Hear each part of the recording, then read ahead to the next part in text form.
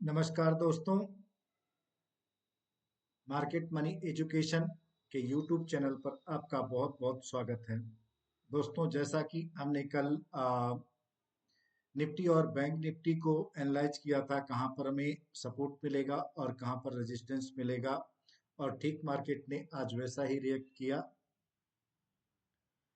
आज की final closing हमें प्राप्त हुई है बैंक निफ्टी में 46,300, तो यानी कि कल के क्लोजिंग से लगभग 73-74 पॉइंट नीचे ही, यानी कि बेरिश मोमेंटम है।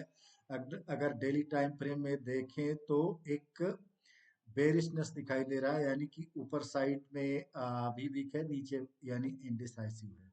कहीं भी यानी कि ना ऊपर की तरफ ज्यादा इसके लिए स्कोप है, ना नीचे के लिए। एक रेंज बाउंड ही फिर से क्लोजिंग हुई है, यानी कल के डे हाई और लो के बीच में थोड़ा सा नीचे ही आई है, बल्कि ऊपर नहीं गई। तो आज दोस्तों देखते हैं निफ्टी और बैंक निफ्टी में कहां पर हमें कल के लिए अच्छी अपॉर्चुनिटी ट्रेडिंग के लिए मिल सकती है। ये 15 मिनट का टाइम फ्रेम लगा हुआ है। आज जैसे ही मार्केट खुली, थोड़ी सी गैप अप खुली, गैप अप खुलने के बाद मार्केट नीचे आई। थोड़ा सा ऊपर जाने के बाद फिर नीचे आई। इसके बाद इसने कल का प्रीवियस डे का लो तोड़ने के बाद काफी नीचे, जैसा कि हमने यहाँ पर एक रेजिस्टेंस कल ड्रॉ किया था इस स्थान पर, यानी 46,000 के आसपास में, जो कि एक बहुत बड़ा स्ट्रॉन्ग रेजिस्टेंस था, वो भी आज टूटा। इसके बाद ये हमने पहले से ही लगा रखा था, क्योंकि यहाँ पर प्रीवियस मंथ का लो है, इसलिए इस रेजिस्टेंस को अभी टच कर नहीं पाई है, लेकिन टच करने यहाँ से ही वापस चली गई। इसके बाद इसने एक स्ट्रॉन्ग बाइंग मोमेंटम दिया, जो कि जाकर के करीब यहाँ से 46,800 से लेकर के लगभग 46,600 के ऊपर, यानी कल का जो डे हाई था वहां तक गई। इसके बाद फिर वापस आई और बीच में ही क्लोजिंग कर दिया। तो सबसे पहला कल के लिए रेजिस्टेंस, ये तो आज का जो हाई है और कल का और आज का लो, ये तो दोनों रहेंगे ही। इसके बाद ये जो कल का रेजिस्टेंस था, यहाँ पर थोड़ा सा रेजिस्टेंस मिल सकता है इस स्थान पर। इसको अगर हम 5 मिनट के टाइम फ्रेम, हाँ, यहाँ पर जरूर थोड़ा सा रेजिस्टेंस देखने को मिल सकता है।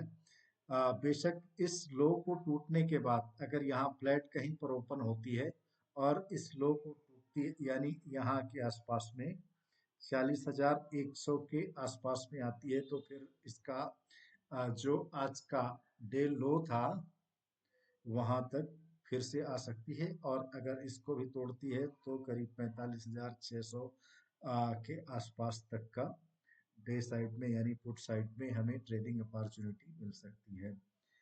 ऊपर साइड में अगर हम देखें कि रेजिस्टेंस कहाँ है, यहाँ खुलने के बाद अगर, यानी ये लगभग 46,400 के आसपास अगर ओपन होती है, तो एक बार ऊपर जाने दीजिए। ऊपर जाने के बाद में यहाँ पर रेजिस्टेंस मिलेगा, तो यहाँ से पुट की ही अपॉर्चुनिटी हमें प्राप्त होगी। मार्केट खुलते ही अगर फ्लैट खुलती है या गैप अप खुलती है, तो हमें कॉल साइड की, यानी बाई साइड की अपॉर्चुनिटी शायद नहीं मिल पाएगी, क्योंकि मोमेंटम बेरिश चल रहा है। तो सबसे पहले हम लोग जो है वो पुट साइड के लिए ही ट्रेड देखेंगे। आइए देखते हैं निफ्टी का क्या रहेगा, यानी निफ्टी में क्या अपॉर्चुनिटी प्राप्त हो सकती है। निफ्टी भी जैसा हमने कल सपोर्ट और रेजिस्टेंस को ड्रॉ किया था, ठीक वैसा ही उसने रिएक्ट किया। ये जो स्ट्रॉन्ग रेजिस्टेंस था, देखिए, ठीक यहाँ के बाद ये यहाँ पर आई थी। हम्म, यहाँ पर मार्केट ओपन हुई, थोड़ा सा गैप डाउन ही ओपन हुई थी। इसके बाद इसने जब डे लो तोड़ा, तो डे लो तोड़ने के बाद कल का जो सपोर्ट सपोर्ट को ब्रेक करने के बाद देखिए कितना शार्प सेलिंग आई, यहाँ तक आई लगभग 21,711 तक, यहाँ तक आई। इसके बाद इसने एक शार्प बाइंग मोमेंटम दिखाया। देखिए जो पहले सपोर्ट और रेजिस्टेंस होते हैं, जब एक बार ब्रीफ हो जाते हैं तो वो जस्ट अपोजिट बन जाते हैं। उसी प्रकार देखिए यहाँ पर जो ये सपोर्ट था, सपोर्ट टूटने के बाद दोबारा इसने रेजिस्टेंस की तरह रिएक्ट किया। ये टूटने के बाद फिर इसने एक शार्प मोमेंटम बाइंग अपॉर्चुनिटी दी। तो ये दोनों जो सपोर्ट और रेजिस्टेंस हैं यथावत ही बने रहेंगे। अगर यहाँ पर कहीं पर आज के क्लोजिंग के यानी 21,840 के आसपास अगर ओपनिंग कहीं पर होती है तो ये पुनः नीचे आ सकती है। और हालांकि ये जो आज का सपोर्ट है ये ब्रीच हो चुका है, तो डायरेक्ट आज के लो तक ये पुनः आ सकती है और इसके बाद फिर से ऊपर नीचे कर सकती है, क्योंकि कल निफ्टी की एक्सपायरी भी है। तो इसलिए इस प्रकार से हमें ट्रेडिंग में सपोर्ट और रेजिस्टेंस को ध्यान में रख करके ट्रेडिंग करना चाहिए, क्योंकि खास करके जब सपोर्ट और रेजिस्टेंस होता है वहां से ही हमें ट्रेड अपॉर्चुनिटी प्राप्त होती है। जैसे आप देखें कि हमने कल ही यहाँ लगाया था, ये एक ऊपर साइड का रेजिस्टेंस था, यहाँ पर गई निफ्टी और यहाँ पर थोड़ी देर रुकी, इसके बाद फिर वापस ही आ गई। यहाँ देखिए रेजिस्टेंस के पास में, सपोर्ट के पास में, सपोर्ट से इसने फिर वापस जाने लगी, यानी यहीं से मुड़ती है। अगर यहाँ पर देखिए सुबह में अगर आपको सेल साइड की अपॉर्चुनिटी छूट गई, आप नहीं ले पाए, तो फिर आप इसका वेट कर सकते हैं कि यहाँ पर जब आए, यहाँ से जब सपोर्ट या रेजिस्टेंस से रिएक्ट करेगी, अगर नीचे की साइड में आती है तो आप ये छोड़ करके, ये जो छोटी छोटी कैंडल बनती हैं इसके नीचे जब आए तो आप ट्रेड ले सकते हैं, या इसके ऊपर अगर एक बार जाती है तो यहाँ पर ट्रेड की अपॉर्चुनिटी मिल सकती है। जिस प्रकार से अभी मार्केट वोलेटाइल चल रहा है उसमें आप वैसे तो छोटे टाइम फ्रेम में बहुत ज़्यादा नॉइज होता है, 1 मिनट के टाइम फ्रेम पर भी कभी कभी ट्रेड की अपॉर्चुनिटी मिलती है। जैसे देखते हैं हम निफ्टी में, अब ये हमने 1 मिनट का टाइम फ्रेम लगा लिया, अब 5 मिनट वहां देखें, 5 मिनट में बहुत ऊपर निकल जाती है। अब यहाँ पर देखें कि 1 मिनट में अगर कोई सपोर्ट रेजिस्टेंस टूटता है तो शार्प आपको रिस्क कम हो जाता है और आपको अपॉर्चुनिटी अच्छी मिल जाती है।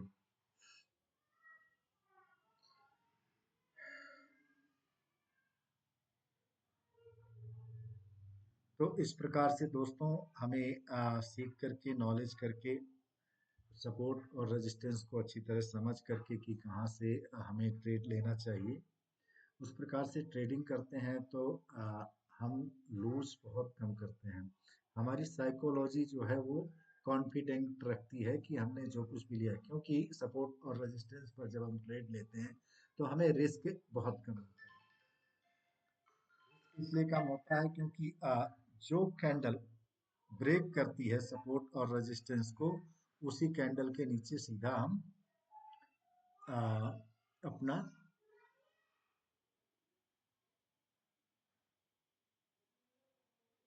स्टॉप लॉस लगा देते हैं। सपोज करो कि यहाँ पर हमें एक अपॉर्चुनिटी मिली रिवर्सल ट्रेड की। अब देखिए यहाँ पर गई, इसके बाद यहाँ पर ये इसने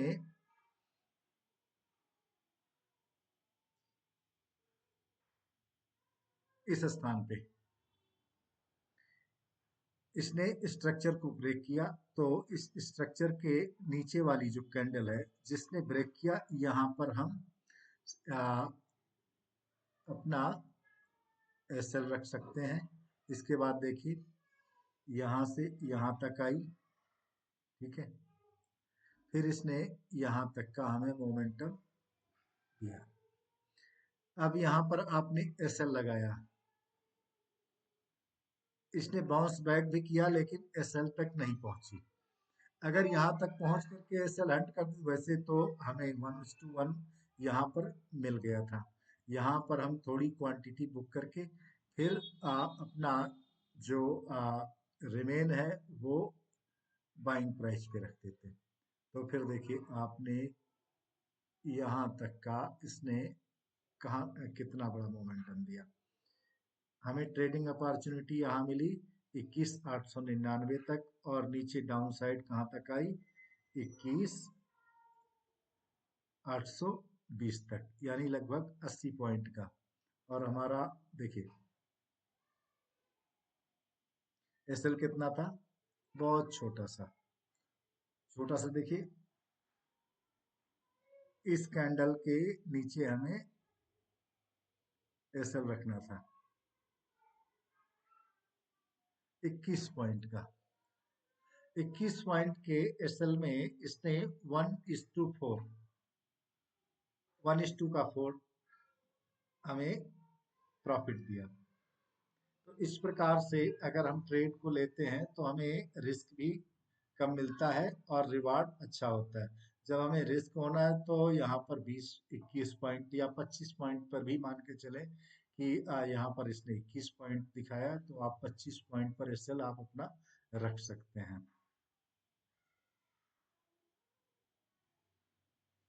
तो दोस्तों, आज की एनालाइज वीडियो कैसी लगी इसको कमेंट करके ज़रूर बताएं। आगे हम और भी अच्छी स्ट्रेटजी से, ट्रेडिंग से रिलेटेड नॉलेजेबल वीडियो बना करके अपलोड करते रहेंगे। धन्यवाद।